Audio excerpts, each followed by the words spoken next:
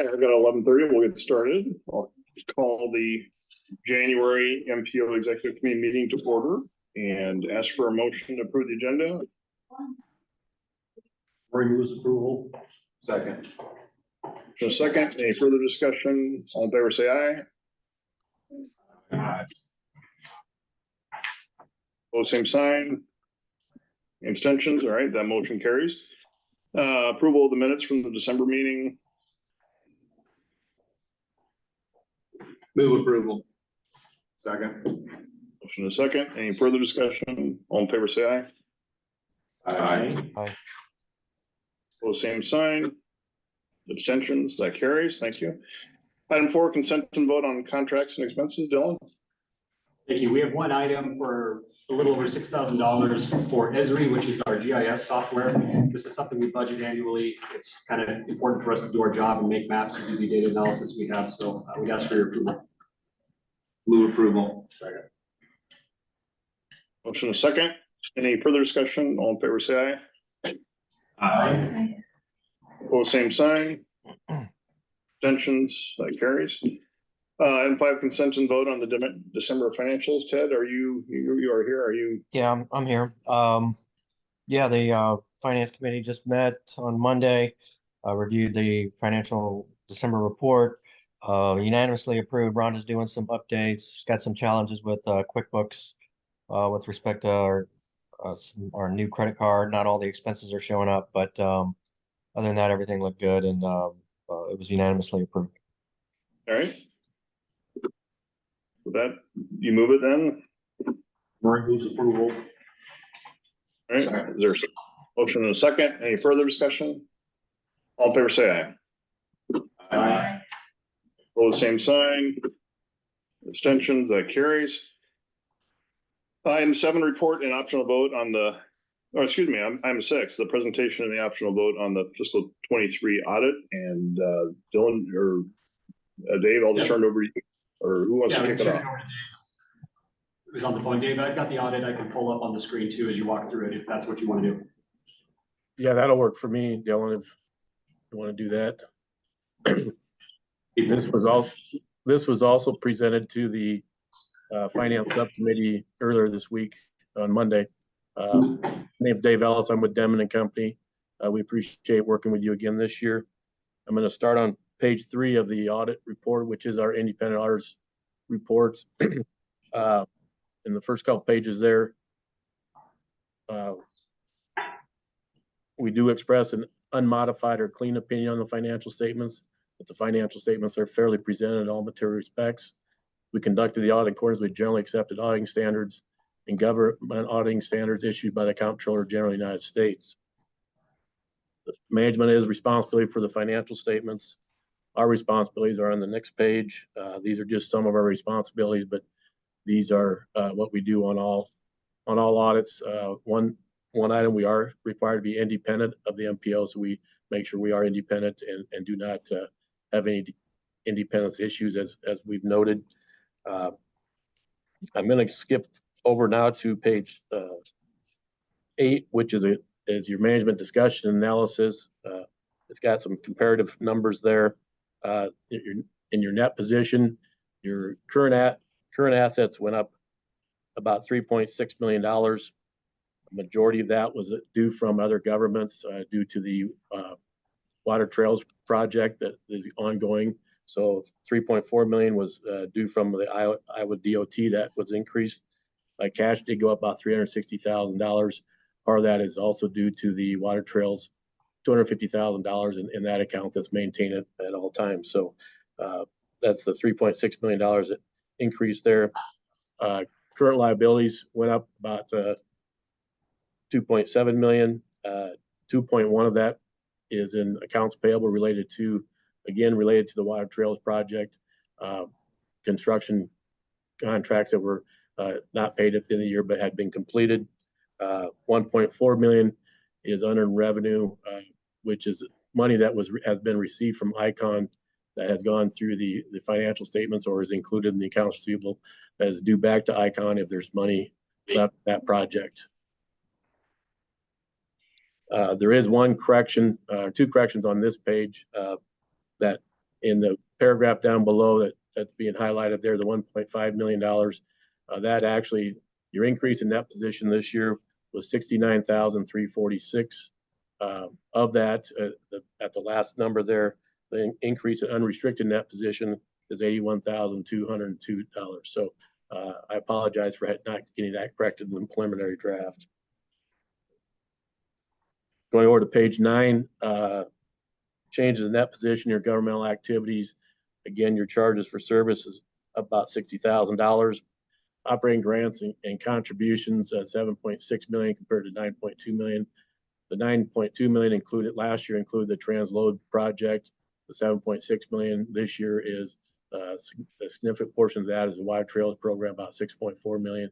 1.2 million is your normal operating grant from the Iowa Department of Transportation. Member assessments went about 9,000. So your total revenue went from 9.9 million down to 8.5 million.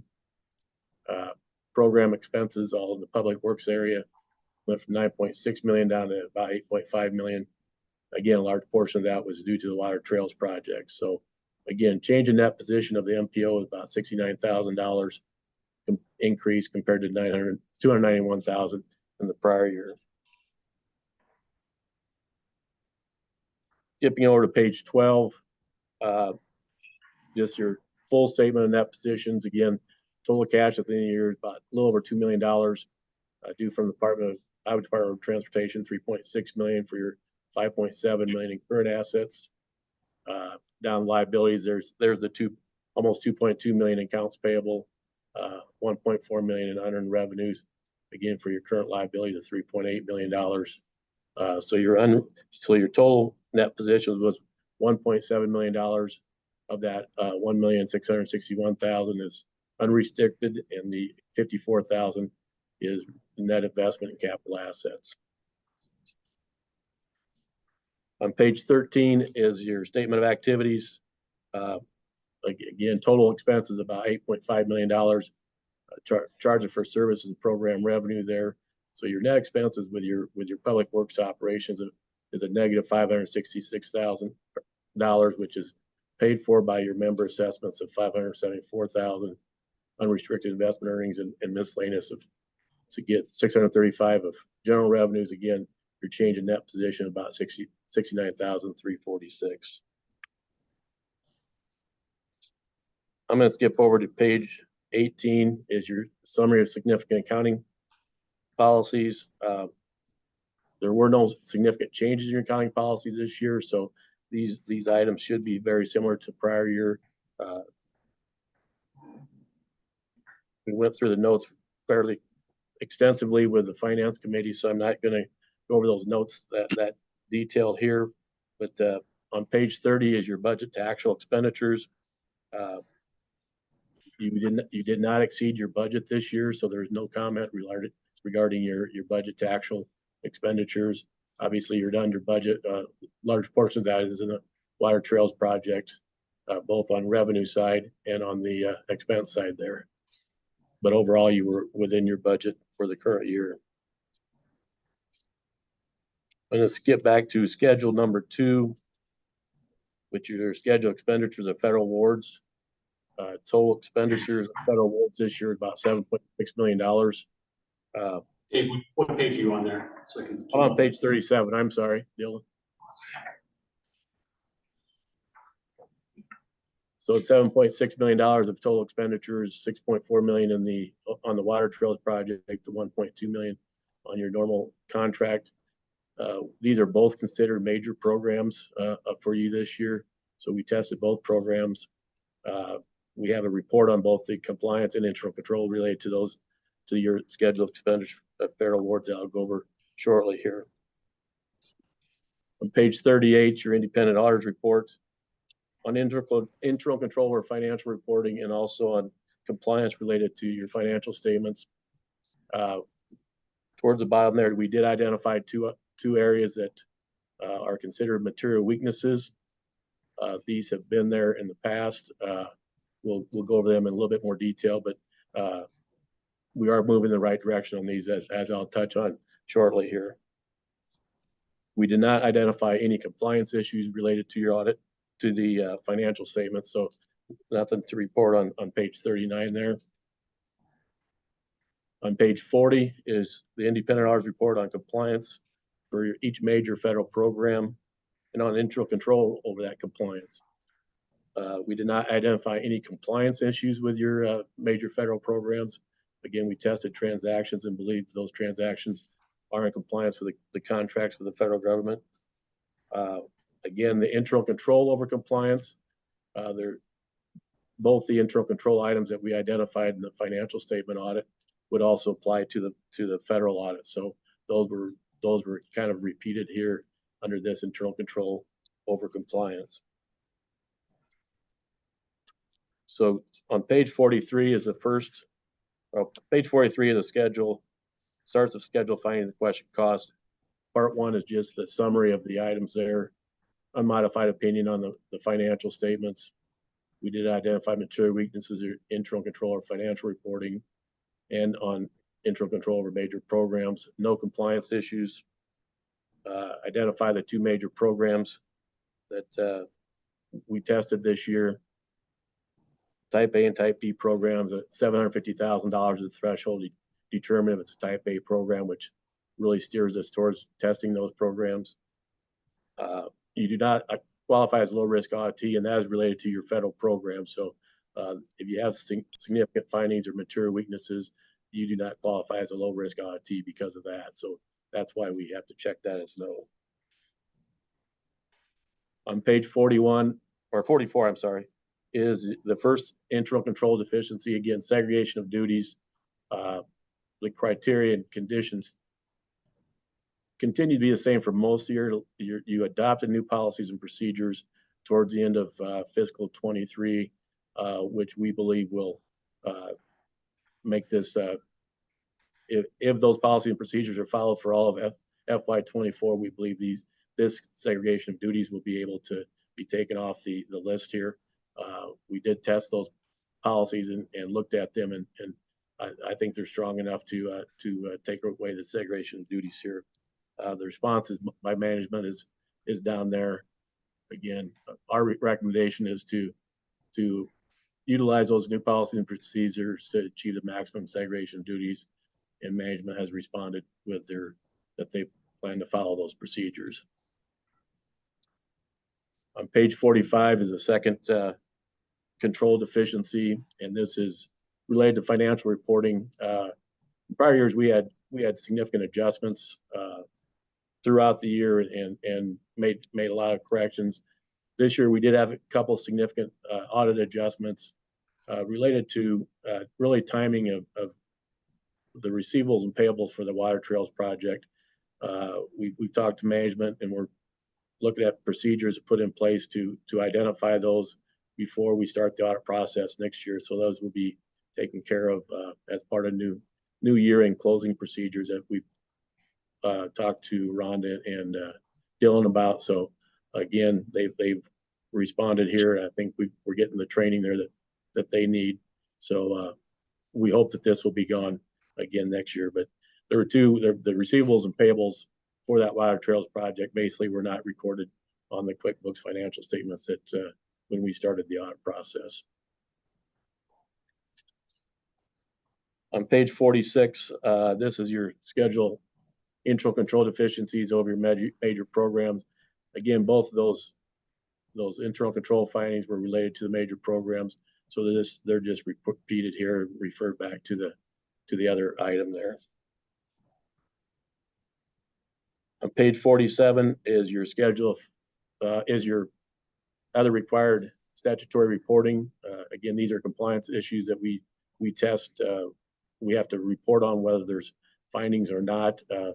Fortunately, there are no findings here. There's no items to note on this other than that they're all included in our audit process. On page 48 is the corrective action plan. Again, all the responses were looked at from management. The anticipated completion date was put as of December 31, 2023, because we believe these items will be corrected, have been corrected, and will be corrected going forward as of that date. So as of our the finish of the audit of FY 23. On page 49 is your schedule prior audit findings.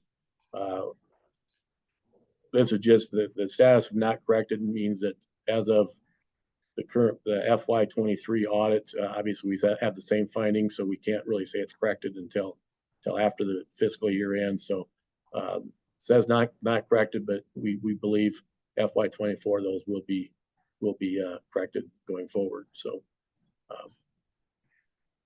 again, from a financial statement standpoint, the financial statements are fairly presented. We do have the two findings there, but I'll open up for questions or comments.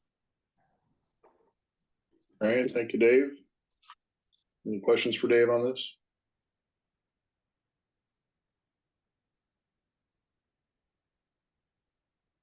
Okay. Hearing none, is there a motion to approve the audit? Murray moves approval. Second. A motion and a second. Any further discussion? All in favor, Mr. say aye. Chairman, Yes, sir. Yes, sir. Go ahead.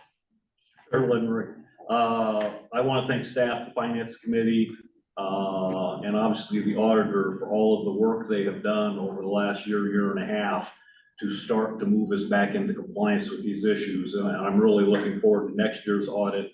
Because as Dave said, I think a lot of things have been put in place. A lot of things have now been documented that we're now on the right track. So I'm very thankful for that and appreciate all the hard work it took to get there. Absolutely. Thank you, Len. Any further comments?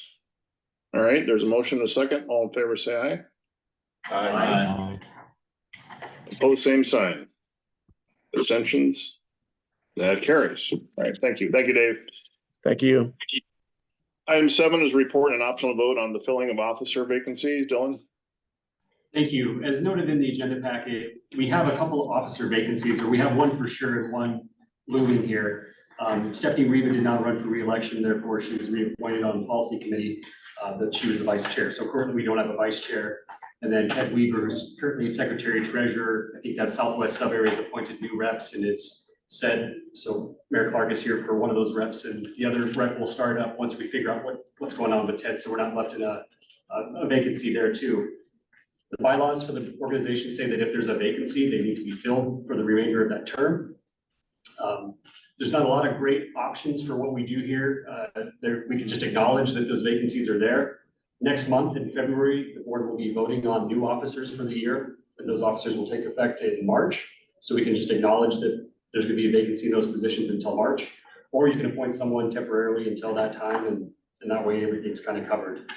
We're not obviously the president of the United States where we need to have a line of succession as important as that.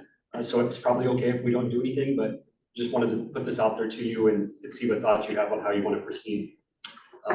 We'll come back to this at the end of the meeting too. This kind of underscores the need to take a look at our bylaws and make some adjustments to how this process works too. Because some of these things rise up when we weren't anticipating when we wrote those bylaws.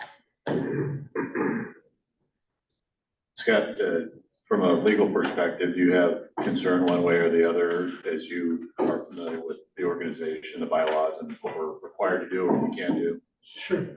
The only thing that made me a little nervous would if it would impact your quorum, but even if you're down 2 members, you're still, as long as it's 50% plus 1, as long as you have 50% plus 1, you're fine. So.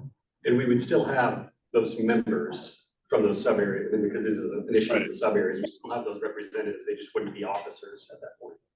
Just want to have the officer. So, it's a technical Coming off. vacancy for a month.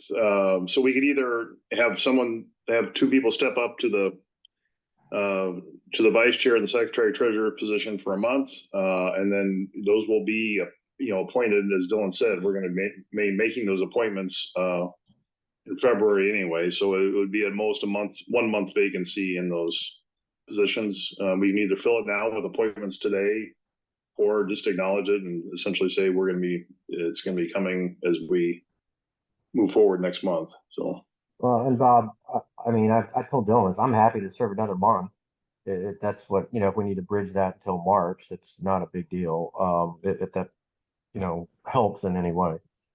That'd be, yeah, you said that'd be fine if you keep your current position till March. Yeah, and to that sub area, the southwest sub area is appointed, Mayor Clark, like I mentioned, and Mayor Jones from Windsor Heights, and Mayor Jones has said he's willing to wait to start his term until Ted's completed with his, so we can do what Ted's proposing there. So I think the primary issue would be vice chair, right? And really that only becomes an issue if for some reason Bob can't Correct. attend, which could theoretically happen if something arose. Good, yeah. I honestly, other than that issue, I would have no problem with leaving them unfilled till March, but Yeah. it might be helpful to appoint somebody on an interim basis, just that we know we have a backup in February, maybe.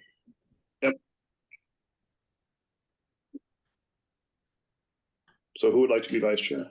Who are the officers for the next term The then? next term, we don't know yet. The chair's appointed a nominating committee. That nominating committee, if they get their work done, we might have those slate of officers to be proposed next week for policy, but the election doesn't happen until February.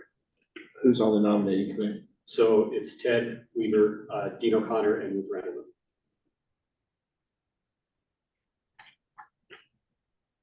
So the only issue is if Bob's gone in February. Right. And we do have, I mean, the line of succession would then skip and go to Ted, and if Ted's willing to stay on, Yeah. we might not need a vice chair if you just need someone to run the meetings. Right. Ted Yeah, will that- do that. That'd be And actually, fine. I think actually Ted can serve both as vice chair and secretary, can he? He can serve both offices. Is that correct, Scott? Would that,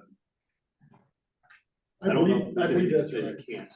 Yeah, I said, I don't think there's. there's anything that nothing says in you there. can't. Yeah, I think I remember that being in there for this So for a- issue. Yeah, for a in 1 month fact, issue, Ted, would you be okay in serving as vice chair for a month as well? And then that would be my Yeah. suggestion. Yeah, of is, course, that'd be fine. No problem. And just make sure we're perfectly clear, so the bylaws do say the MPO's secretary treasurer shall exercise the duties and powers of the MPO chair in the absence of the MPO chair and vice chair. There you So, go. Problem solved. We know our line of success. All right. So it would need to be, Next week too, but that works for folks. so Scott, what you're saying is we should have someone separate from the secretary treasurer. no, the secretary treasurer in the absence of the chair and the vice chair could run the meeting, so therefore I don't think you would necessarily have to have a vice chair, particularly for this limited interim period. All right, got it. You need Is a everyone motion. okay? What do you want to do? We Well- probably need to appoint Ted, right? My suggestion would be to appoint Ted as vice chair, and then, at least then that seat is filled, and, essentially he is both vice chair and secretary treasurer for a month. For the interim, okay, Len will make that motion. Second. Motion and a second, any further discussion? All in favor, say aye. All same sign. Abstentions? Okay, that carries. Item A is a report and vote on the planning area boundary update. Zach? Yes, thank you. You might recall that we spoke about this issue at our November meeting last year. We have to update our planning area boundary. Typically, we do this with our long-range transportation plan that we're currently working on. And as a reminder, this boundary is required to capture everything within the urban area boundary, which we had approved back in September of 2023, as well as any future growth that we're anticipating over the next 20 years. So staff reviewed comprehensive plans, talked to communities about where they were anticipating growth to determine if we needed to make any adjustments to our existing planning area boundary. We also put it out for comment. Since that time, the only real change that's happened is that in talking with Polk County, they have decided that they're going to include all of the county within the planning area boundary. So if you look on the screen there in front of you, you can see an updated version of our planning area boundary that includes all of Polk County. I would note that one change we have made since the technical committee last week is that it was pointed out that there was a little bit of Mitchellville that was not included. Their corporate limits kind of go into Jasper County there. So we did bump it out to include all of Mitchellville. The other changes that we had discussed back in November were there in the south, kind of around Carlisle and Norwalk, based on their comp plans, pushing that boundary a little further to the south in those areas. And then on the west there, Adel had kind of encroached into our existing planning area boundary a little bit. And so we bumped it back in so that we did not include Adel in our planning area boundary. So those are the changes that we're proposing. This is before you for your approval. If you have any questions, I'd be happy to take them. Otherwise, if this is approved at exec today and policy next week, this will be our new planning area boundary moving forward. I would note too on that we do need to coordinate with SERPA on that, because anything we bump out takes away from SERPA's boundary. So we're coordinating with that. Andrew works with SERPA closely, so we're making sure we're coordinating with them on that. We shouldn't have any issues, but just to let you know, they technically have to sign off on this as well.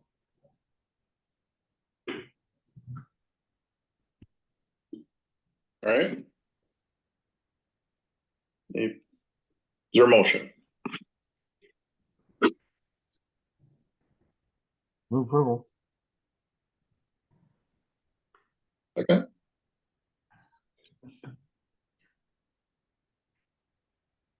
You've got a motion and a second in the room, Bob. Okay, I didn't hear the second. I'm sorry. Motion and a second. Any further discussion? All in favor, say aye, please. Aye. Aye. Pose same sign. Abstentions. All right, that carries. Thank you. Item 9 is report and vote on the mobilizing tomorrow funding projections. Zach? Thank you. This is another item that we had covered back in November.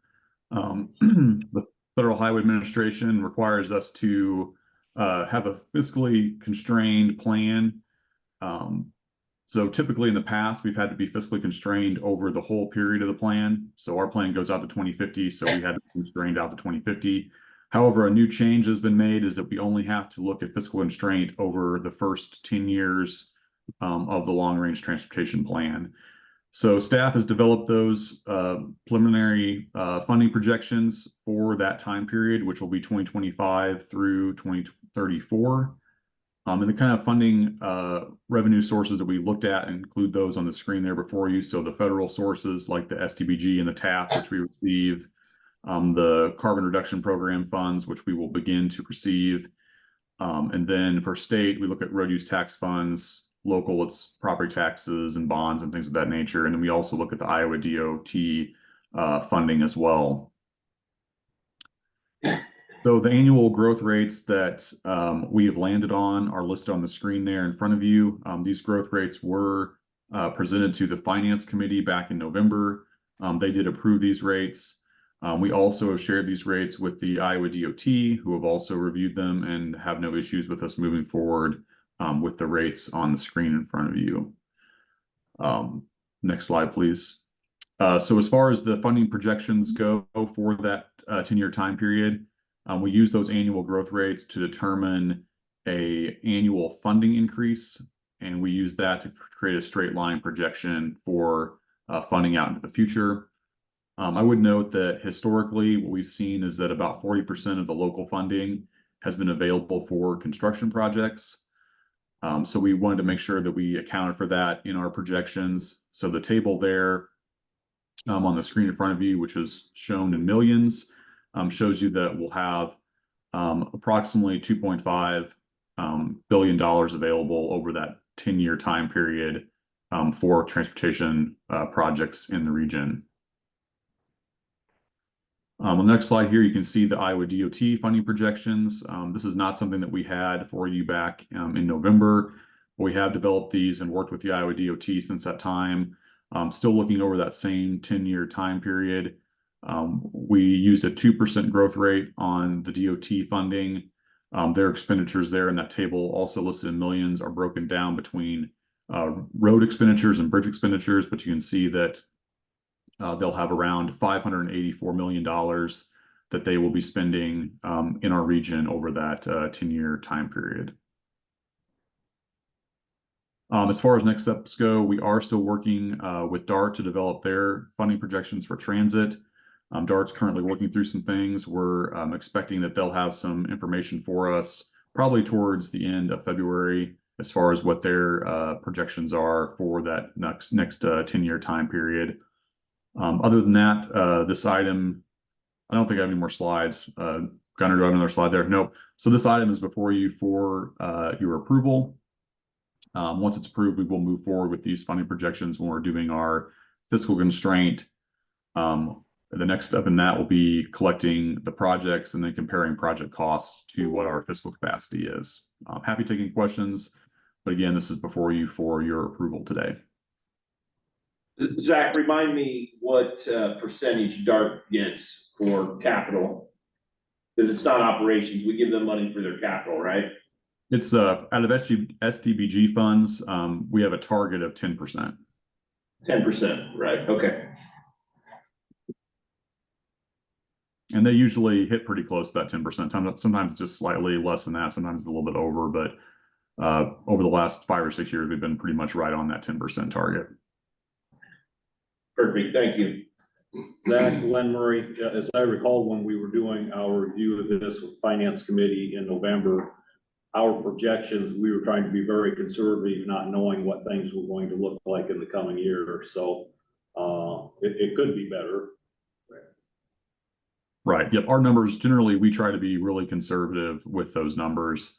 The historical trends that we saw were all a little bit higher than what those actual targets or numbers that we used. But in general, we've always felt a little more comfortable, and the DOT feels more comfortable if we take a little bit more of a conservative approach. Thanks. I appreciate that. All right. Any further questions? Is there a motion then? Move approval. Second. So a second, further discussion, all in favor, say aye. Aye. Well, same sign. Abstentions, that carries. Item 10 is a report on the mobilizing tomorrow project solicitations. Just wanted to provide you with a quick update on where we're at with soliciting projects. We did discuss this in a little bit more detail with Tech at their meeting last week. But just so you know, we have developed a Google form to collect those projects. We plan on putting that form out to the Tech committee probably next week, if not shortly thereafter. And we'll give your Tech members probably about a month or so to submit the projects for the long range plan. As I mentioned, then we'll be able to compare those projects to the fiscal capacity we have and start moving forward with determining which projects will make it into the long range plan. So just wanted to give you a heads up that that's what we'll be doing over the next month or so. Happy to take any questions that you may have. That gets pushed out to all the community contacts you've got then? Correct. Yep. All right. Any further questions on that? Thanks, Zach. Then we'll move on to item 11, this report on the fiscal year 25 Unified Planning Work Program and Budget Development. Dylan? Thank you. We're starting to work on the next work program and budget, which will be the budget for the fiscal year beginning July 1st of this year, 2024. The scope of work, or the budget's really a scope of work, identifies all the things that the MPO is going to do, and really identifies all the transportation planning activities that are happening in the region, whether they're by the MPO or not. So we coordinate with DART and all the member communities to make sure that we're, as much as possible, synthesizing and summarizing all the planning projects that are going to be happening. More importantly, though, it tells us as an MPO what we're going to be doing, what the costs are, who's going to do the work as far as the committees and so forth. So over the next couple of months, this will be a standing item as we work through this. We'll work through it with the finance subcommittee as well.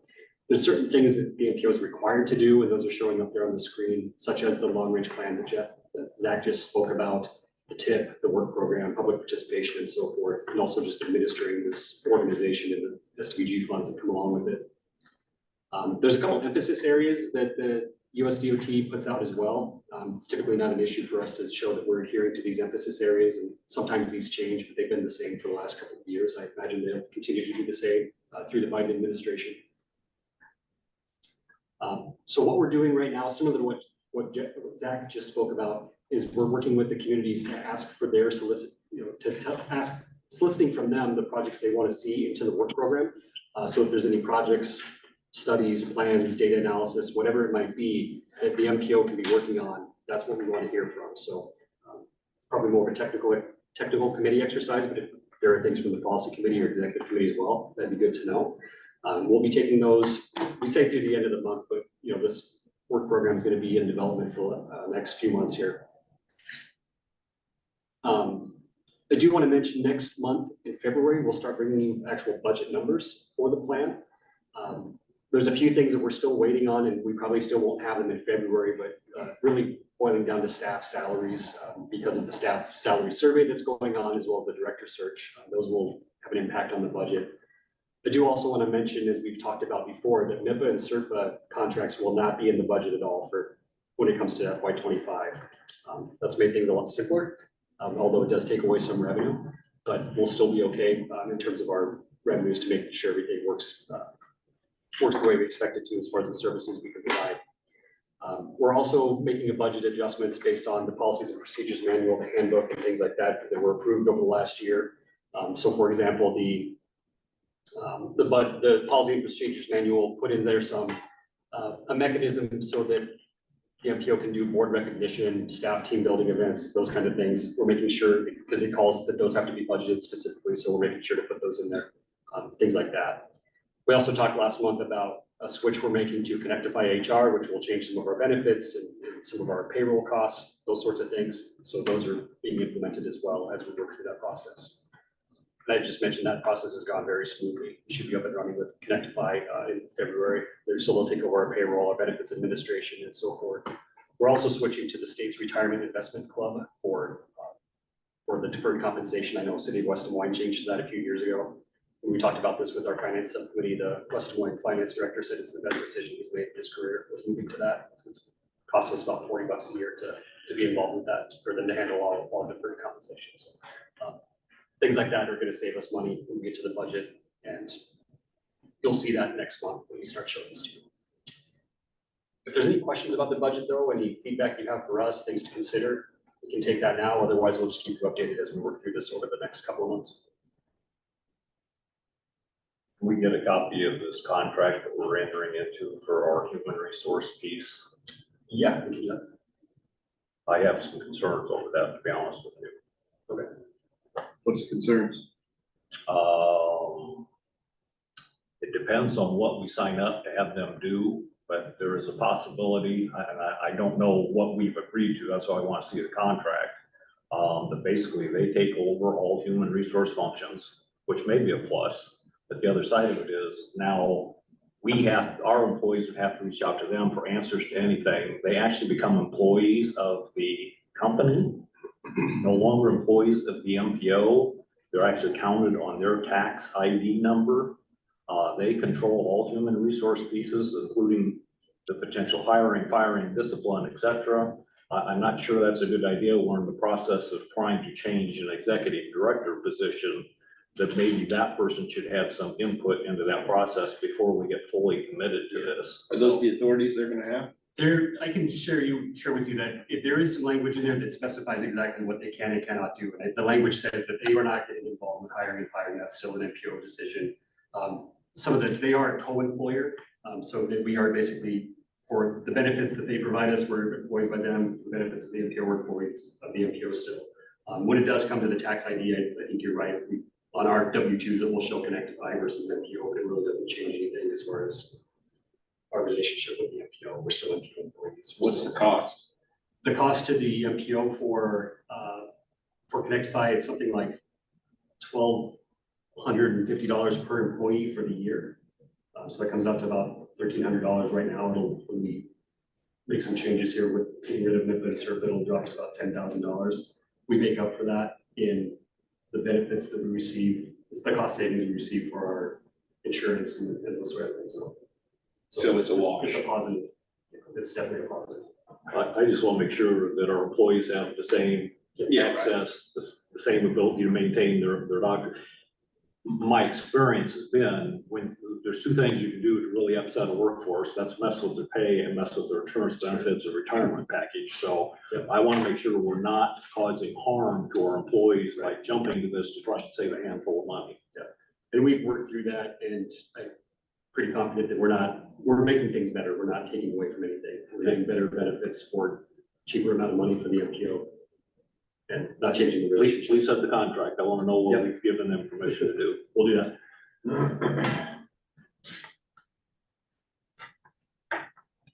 All right, That's all. all right. Thank you, Dylan. Item 12 is a report on the Purple Heart Highway. Gunner? Well, thank you, everyone. We updated you on this last month, so I'm gonna keep my update briefly. And then I'm gonna pass it off to Representative Losi, who's on the line with us today.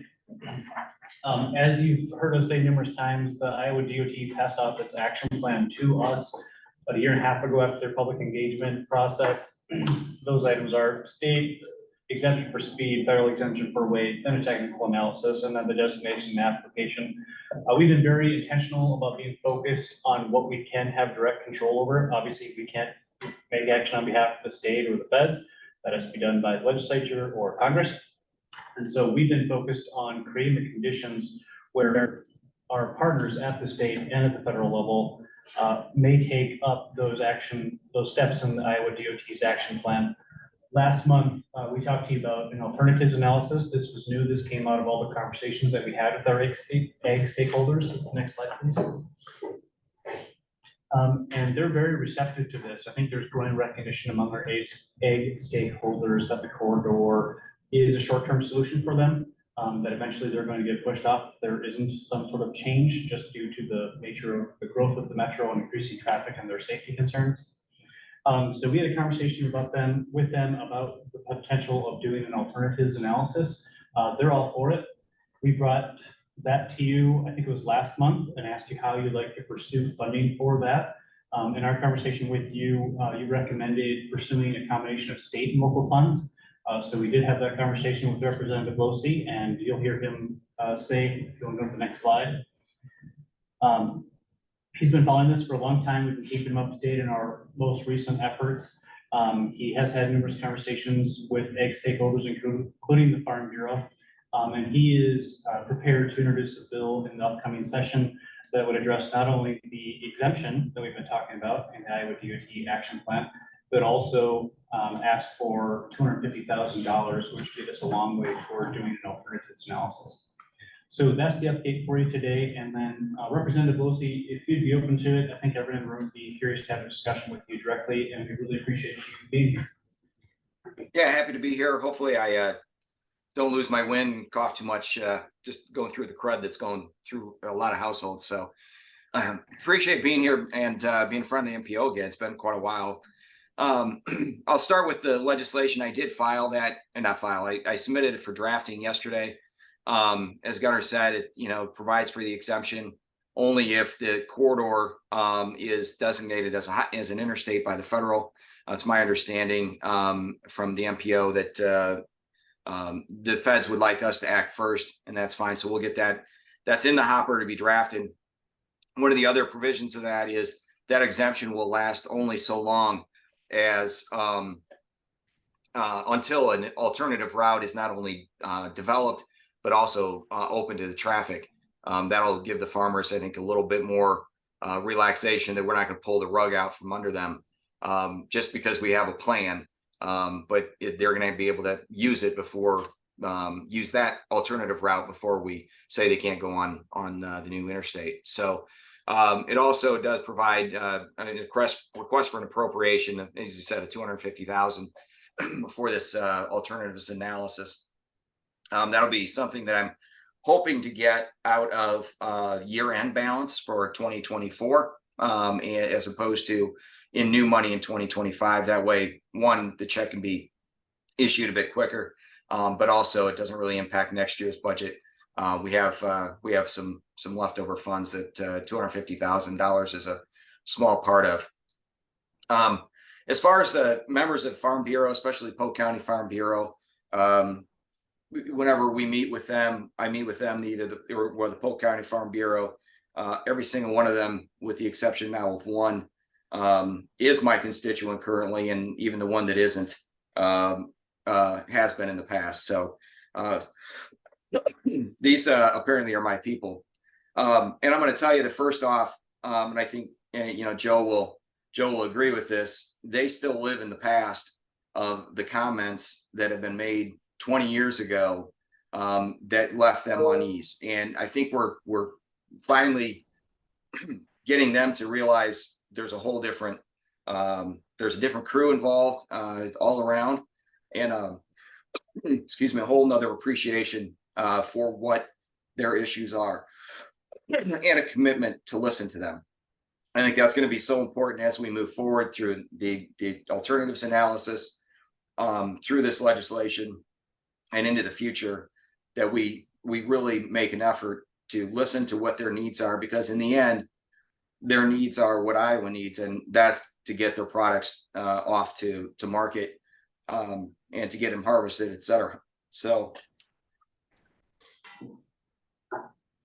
now, obviously, I think the one thing that we all agreed is that putting the road and bridge that was in before, that they used before the bridge over the river, simply isn't going to work for a number of reasons. One of the things we discussed is moving this alternative route as far east as possible. One thing they requested, though, is they not have to go as far as Runnels. Now, if you look at the at Google Maps down as you go east, the river complicates a whole lot of problems in the floodplain. So this isn't going to be an easy task to identify an alternative route. You know, they've even mentioned just a dedicated lane on Current. I don't know, maybe that's the right alternative, but I think that's something that is going to be a very difficult conversation to have, and a very difficult spot to pick, and it's going to be costly, whatever we do, you know, just because of the river and the floodplain, which extends quite a bit of ways. Excuse me. So hopefully, as we go through this alternative analysis, like I said, the big factor here is going to be ensuring that the farmers are included, and Polk County farmers and some Warren County farmers are included in those discussions, so that we can meet their needs, you know, which includes getting to Avon on the lake and the elevator there, getting down to Carlisle, getting back and forth across the river to the various plots of land, as well as then getting up to, you know, places like Mitchellville and their elevator. So all of those are considerations. But I think there's an alternative route that maybe that can be identified, as I've expressed to them, and I think it's their intent too. If we can find a route that takes as little corn ground, just pasture land, as opposed to productive crop ground as possible, I think that's probably the best route. But again, the roads in Polk County and Warren County down in that area, they don't make it easy, because nothing connects to each other, nothing's straight, it's all zigzagging. So finding a good route without overly burdening the time and of farmers to get to where they need to go is going to be tricky, but I think it can be done. You know, one of the other things that they are very adamant about is, as we look at another road and another route, that route be adequately sized, so that there be wide enough shoulders, not necessarily put an entire tractor on, but certainly they can get well off the road as other vehicles try to pass them, et cetera. So I think that's something we also need to be considerate of. But those are pretty much the extension of an explanation where my discussions with them. I've had a couple of discussions with them in December, and I think they do realize that with traffic on 65 just picking up, which is a good thing for economic development purposes, I think that's something they realize has to be done, and they realize they can't get on there too much longer. So in the meantime, as we're developing that route, having some alternative method of safety that we've talked about, Gunner and several of us others have talked about, you know, I think is also important. We certainly don't want any sort of accidents, and certainly no fatalities there that on 65. simply because, of the slow moving vehicles. So as traffic picks up.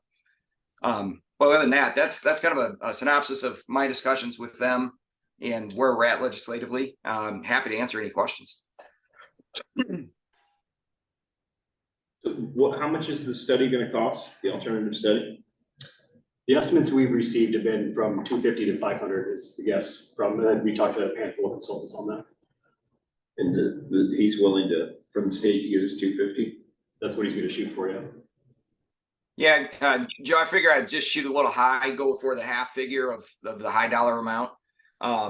It's hard to ask the state and 99 other legislators, or not quite 99 other legislators, to do something for Polk County essentially ever. So asking them to pay the full boat, the state to pay the full boat might be a little bit difficult. So I'd rather shoot for half. I may not get half. Hell, I may not get any of it. We'll see, but we'll try. And then in the bill that you introduced, how much time does that get us? You said it would just be basically a temporary until we had another alternative route. Is it 10 years? Is it 5 years? We've talked about putting a sunset in there that, basically try to put some pressure on us to get that alternative route not only identified, but also get it actually built.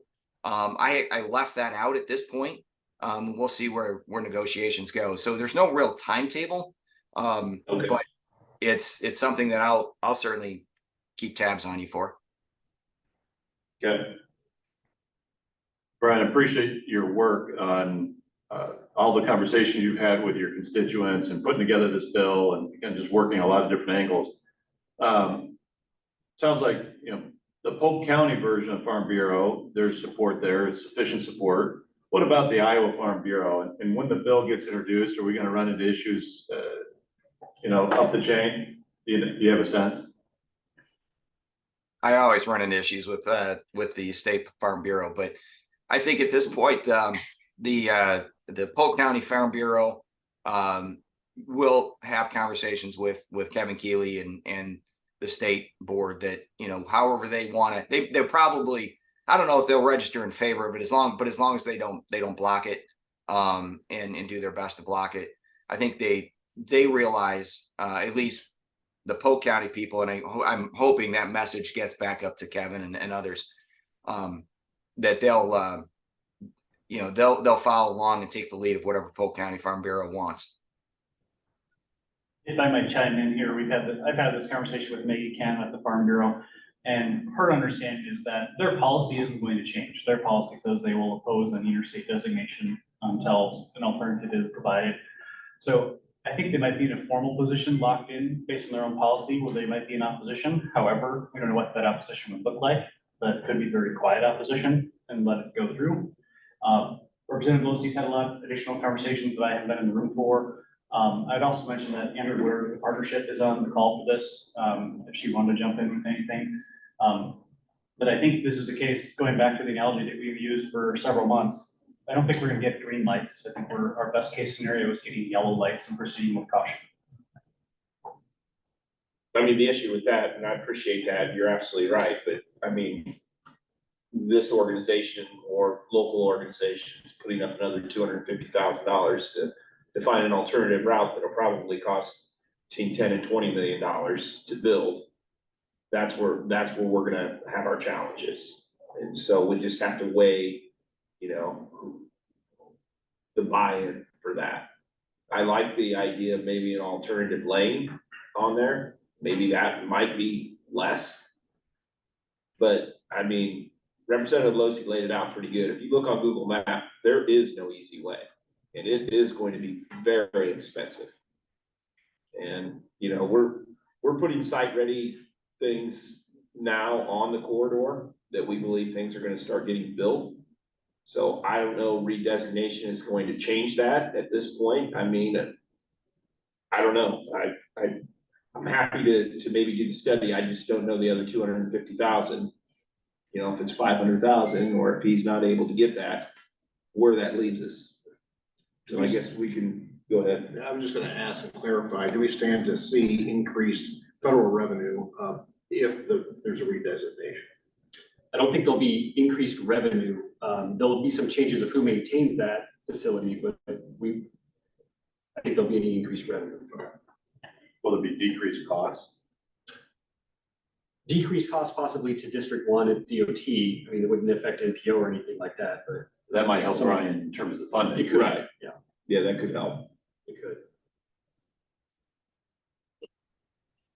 So you don't need any action from us right now. I mean, obviously Representative Losey's gonna move forward, see if he can get the 250 and then we can, or whatever he can get. Right. And then we'll have Yeah, further as far as- discussion after that. Yeah, as far as the legislative approach, there's really nothing else we need to do. It's in Representative Losey's and the state's hands to go forward with that. I think we need to have conversations of what involvement do we want to have as a Sure. board with this, especially as it starts to possibly work its way through the legislature. Is this board comfortable in being involved in that conversations? Stephanie Reaver was kind of the point person for a lot of these conversations. She's not on board anymore, so do we have people that are willing to step up and kind of serve in that role and have those conversations that we can call upon? Or potentially we have some sort of task force of representatives from along the corridor that can serve in that, kind of be the liaison to it. You know, Gunnar and I will be involved from the staff role, but I think it's really important to have All of us elected official committee support. that represent the corridor and, you know, I mean, that's part of my area also. I think it's probably part of Lynn. I think you probably have some of it. I mean, you know, you have West Des Moines part of it. I mean, I think that we would all, you know, lobby for it, you know, do what we can to do it. I just think long-term, the big picture, we've got to be willing to say, okay, our capital investments, and I know all of our budgets are tight, you know, where are those dollars going to come from to build the alternative route? Because it will be very, very expensive, and we need to go in knowing that and having a plan. And I don't know how that works, to be honest with you, Dylan, and I think it's a good idea. I think that we would. I'm happy to do any type of lobbying and talk to folks and be part of it. I have been from the very beginning, you know, working with the DOT and going out to, you know, the representatives in DC with Gunnar. Before, when I was the chair, had very positive feedback, but the alternative is they want a different route. And they probably need one, because it's only gonna get busier, because we are gonna start building stuff on there. You know, whether it's redesignated or not. We've got a site right now that's, you know, on Army Post Road that's gonna be site ready in another year. You know, that's gonna be getting built on. So. All good discussion. I do think. Can I Go ahead. post two other things? Just quick. Number one, I do plan to go to leadership and ask that once the bill is filed, that it be assigned to the Commerce Committee as opposed to Transportation. I'm not on Transportation, haven't been since my first term, but that way I can control the legislation. They're usually it's not unrelated to commerce, obviously, so hopefully that's not a big ask, and they're usually pretty accommodating to that. The second thing is I have engaged a number of the at least House of Representative members along the corridor, both Republican and Democrat. They're generally deferring to me to kind of lead the conversation, but all of them have been supportive of the efforts so far. Republican and Democrat. It's the senators that sometimes it's a little harder to get on board, not on board, but at least have conversations with. But that's once things get filed and moving, I'll rehash those conversations with a number of them.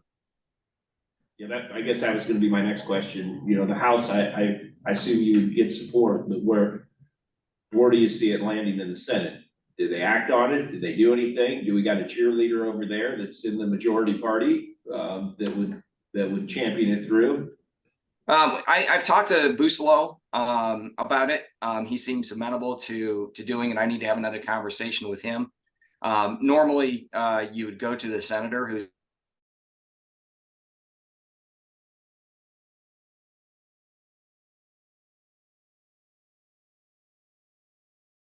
who's most affected by,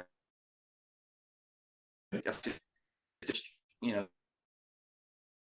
it's, I that he's,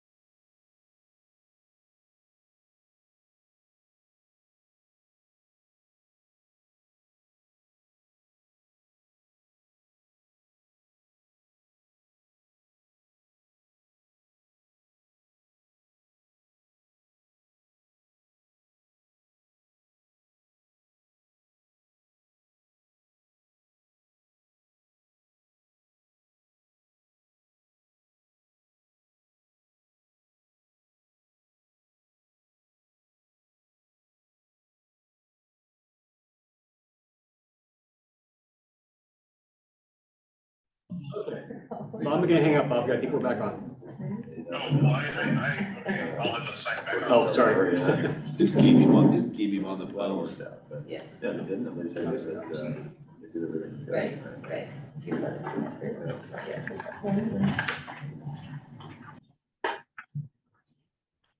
What's your term? I'm in 20. Oh, that's right. Yeah. That's right. Yeah. That makes it easy. The first one votes. Yeah. I don't expect to have it again. What do you got up your sleeve? No, it's just, you know, Okay. Bob's. I never expect, you know. Yep. I'm done. Okay, do we have you back again now, Bob?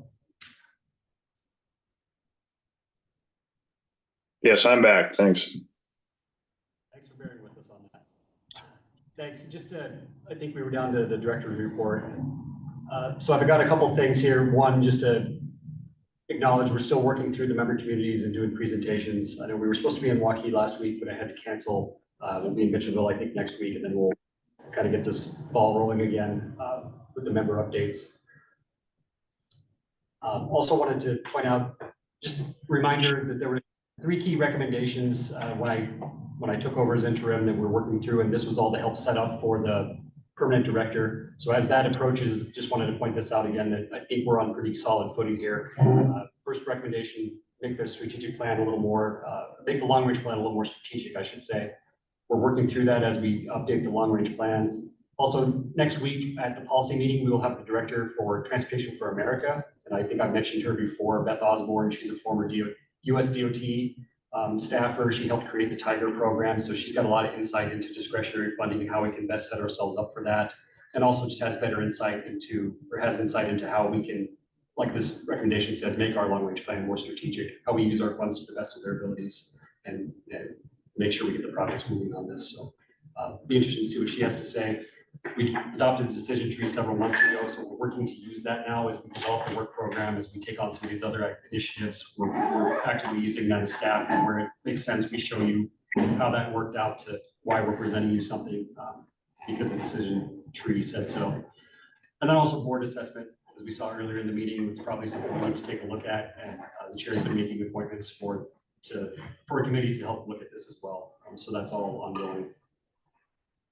A couple of just miscellaneous things. Last month, we talked about the passenger rail proposal for what we're calling the Grimes line of the Norfolk Southern line. We'll talk about this more at the policy committee. That was kind of the recommendation last time, was just bring this back to policy.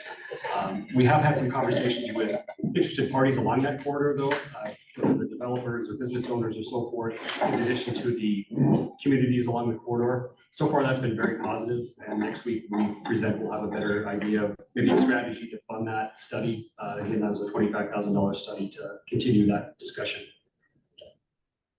We've been working over the last couple of months to transition Zach, who has dropped off with the Zoom crash, but to a contract employee. Just wanted to let you know, if you go into the website, you're still gonna see him listed under the employee list, and that's just to make it a little easier for the public or for our members or so forth to understand what's going on. They're not reaching out to a separate contractor for things. We just kept him on the list. We did change his title to project manager, just to acknowledge that he's only working on those specific projects. He's not managing staff anymore or anything like that. So hopefully that everyone's comfortable with that. Quick update on the transload facility. We have a what's called a revolving loan from the Iowa DOT. That's a zero-interest loan that was taken out it's awarded to the MPO. That was awarded to the MPO before we had Des Moines Industrial on board. So there really was no alternative except to give it to the MPO. Now that Des Moines Industrial is on board though, the Iowa DOT would like to transfer that from a loan to the MPO to a loan to Des Moines Industrial. And that has a lot of benefits for us. It takes us off the hook for anything. So what the Iowa DOT wants is a letter from the MPO requesting that, even though it's kind of their idea. They want us to be the ones initiating that. That way there's no precedence being set on their end. So I'll work with Scott to work through that. I don't know if this is something you want to have the board approve this move. We can do that. We can put that on the agenda next week. Otherwise, we can just send that letter, assuming everyone's okay with it. So You should probably have the board approve it, even though it is a real positive thing for the MPO, but Yeah. we'll update. Just for transparency, I would think you should put it on there. Yep, we'll do that. I would think, yes, I think we should too, so. So that should be a win-win all the way around, and I'll spare you the convoluted details of why the DOT came to that decision, but that's the end result. It's to our benefit. At the end of the policy meeting last month, I believe there were some questions about virtual attendance, and I know that Metro Waste and some others have probably looked at having some sort of more formal virtual attendance policy. So I did get the Metro Waste policy, and that essentially says people are expected to attend in person, but if you have a reason you need to attend, that you can't be there, you can still attend virtually. I think I'm summarizing that correctly. If that's something that the MPO would like to entertain, we can bring this back next month and bring a policy to you to look and do something similar. I think people said it's kind of about time that we kind of get back to being in person. This committee is really good at meeting in person. It's typically just the policy committee that's a little lax. So. And then finally, we talked a little bit about some ongoings with the legislature, and that just reminded us that typically we have a couple staff people. In the last couple of years, it's been me and Gunnar registered as lobbyists. So we'll continue to do that and get re-registered for this session now that it's starting. If there's any issues with that, let us know. If any of you, I think you all kind of qualify being elected officials, right? So you don't have to register, but we'll do that as staff. Matt's double listed. I go from there. I think that's all I have for you this afternoon. My apologies for virtual attendance for me today, but I will be back for the policy meeting next week, so. Anything else for the good of the order? Was that Joe? I think Gunnar has one item. I have one really small one. Normally, we wouldn't bother you with the $250 expense, but out of abundance of transparency, we want to talk to you about this because we recently had a conversation about whether or not the MPA would be an investor in the Greater Des Moines Partnership. And at your direction, we've informed the partnership that we would not be an investor in them. However, there would be benefit in us being a member of the partnership, which is different than an investor. It'll be a $250 membership through one of the local chambers. Downtown chamber makes sense given our office location. This gives us access to those membership benefits. Those are separate from investor benefits. Namely, this comes out of the executive director search process. One of the benefits would be the ability to advertise in our newsletters. And so in order to broaden and have the biggest reach possible within our region, that was a recommendation that came from our executive director search consultants. And again, I just want to make sure you had an abundance of transparency on that in case you saw some reference to the MPO being a member of the partnership. And that's not in contradiction to what you gave us. It's a different thing. I just want to make sure we were fully transparent on that. Thanks. I think that makes sense. Everybody okay with that? All right. All right, that's the end of the agenda. We are adjourned. Thank you, everyone. See you for policy next week.